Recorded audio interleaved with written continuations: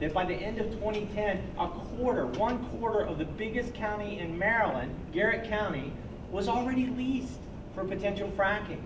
They were knocking at the door. These guys are ready to frack. They've leased a quarter of the land in Garrett County, and we don't even know how many winners and losers are going to be. We don't know what this is going to do to our forest. There are no comprehensive studies. And people in Pennsylvania have many regrets that they didn't regulate this industry correctly before they started fracking and getting the 40,000 wells there.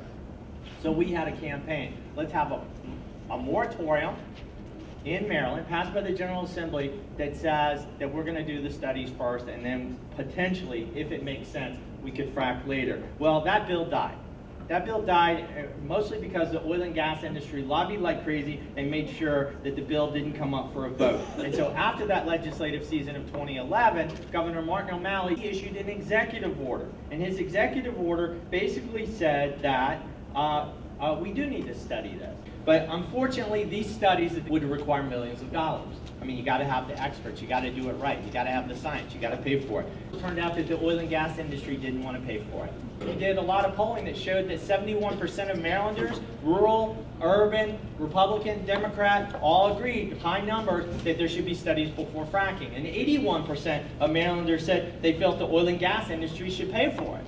So we had a bill in the General Assembly that would have raised just $2 million by placing a modest fee on leased land for oil and gas in Western Maryland, and the American Petroleum Institute parachuted a whole team of lobbyists into Annapolis, spent over $100,000, and made sure that bill didn't come up for a vote in the Maryland Senate, even though it passed by a 2/3 majority in the House of Representatives. We're headed into the General Assembly year of 2013, and it's time to finally win on fracking. Are you guys ready to win? Yeah. Okay, so our rally cry is the same that it's been for 2 years now, and that is we need to get the facts on the table before anyone is allowed to put a drill bit into the soil. And if the gas companies won't allow studies to happen, then we say fine, there just can't be any fracking. You know, no studies, no fracking. Say it with me. No studies, no fracking. That's our mantra. Today, no studies, no fracking. No studies, no fracking.